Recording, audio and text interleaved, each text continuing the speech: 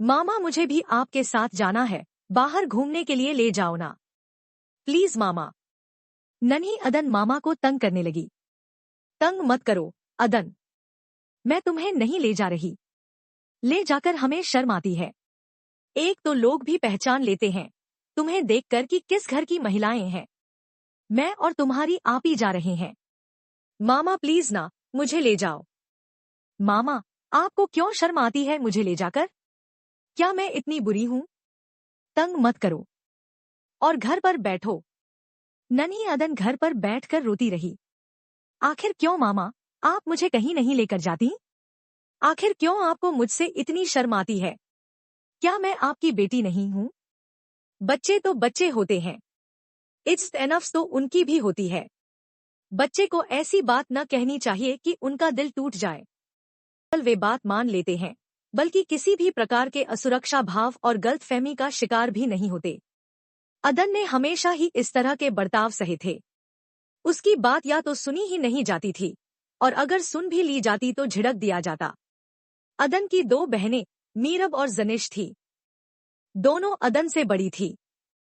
अदन शुरू से ही अपनी बड़ी बहनों के साथ रहती थी, उनके साथ सोती थी, तो कभी मामा से इतनी खास अटैच नहीं थी। अदन, तुम्हें पता है हम लोग घूमने गए थे, पूरी फैमिली।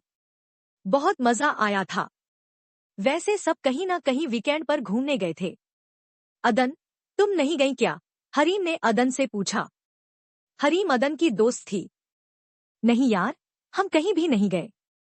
क्यों अदन? बस, किसी को घूमने का शौक नहीं। तभी अदन मुंह बनाते हुए बोली। हाँ, पर मामा और बहनें शॉपिंग करने गई थी।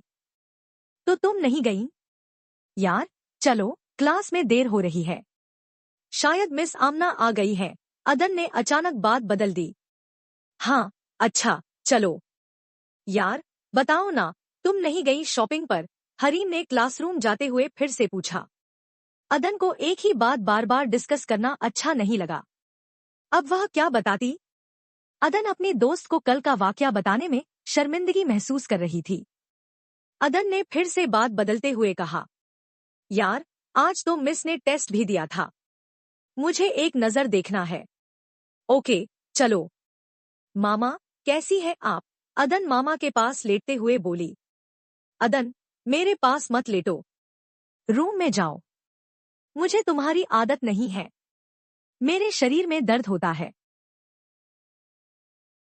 आपी, क्या कर रही हो? अदन ने मीरब से पूछा। अदन, प्लीज मुझे पढ़ने दो, मैं अखबार पढ़ रही हूँ।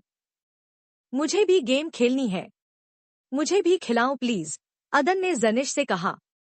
अदन, क्या मसला है? मुझे खेलने दो, मैंने अभी तो लैपटॉप उठाया है। हर वक्त तंग करने आ जाती हो।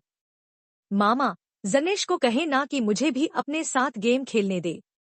नहीं मामा, मैंने अभी लैपटॉप लिया है, इसे कहो कुछ और कर ले। अदन, बड़ी बहन है, उसे तंग मत करो, लैपटॉप उसे रहने दो। पर मामा, पर कुछ नहीं, जाओ और स्कूल का काम करो। अदन मायूस होकर गली में खेलने चली गई। अदन, सो जाओ, दोपहर का समय है, मामा ने अदन से कहा। नहीं मामा, मुझे दोपहर को नींद नहीं आती। घर में सब सो रहे थे, बस अदन जाग रही थी। भाई, सब सो गए हैं, मैं बोर हो रही हूँ, आप मेरे साथ खेलो। घर में जो लड़का काम करता था, अदन उससे बात कर रही थी। इतने में बाहर गली से गेंद आ गई। बच्चे क्रिकेट खेल रहे थे। अफ भाई, गेंद आ गई। अब देखना, ये सब शोर मचाएंगे। सब सो रहे हैं, जाग जाएंगे। अदन ने गेंद उठाकर गली में फेंक दी ताकि कोई दरवाजा न खटखटाए। इतने में बच्चों ने जोर से दरवाजा खटखटाना शुरू कर दिया। हमारी गेंद दो। अरे यार, फेंक तो दी है, चेक करो। भाई, गेंद आ गई, इतने में किसी ने कहा। ओह, ओके, सॉरी। अदन, किससे बातें कर रही हो? अंदर आओ, मामा की आवाज आई।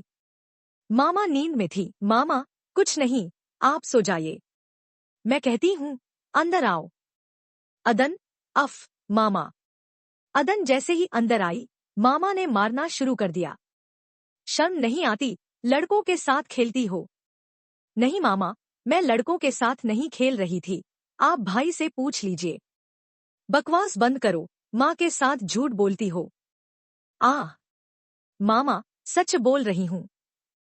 मामा ने अदन के कान जोर से पकड़े थे। बीबी जी, अदन मेरे साथ खेल रही थी, यह बाहर नहीं गई थी। तुम चुप रहो, इसकी साइड ले रहे हो। मामा ने अदन को इतना मारा कि उसके शरीर में दर्द होने लगा। वह सारा दिन सोई रही, उठने की हिम्मत नहीं थी। हाय, आज मैंने अपनी बच्ची को बहुत मारा। मामा ने अदन के सिर पर चुम लिया। मामा, क्यों मारा आपने? मीरब ने सवाल किया। लड़कों के साथ खेल रही थी। नहीं, मैं नहीं खेल रही थी लड़कों के साथ। बकवास नहीं करो, माँ के साथ झूठ बोलती हो।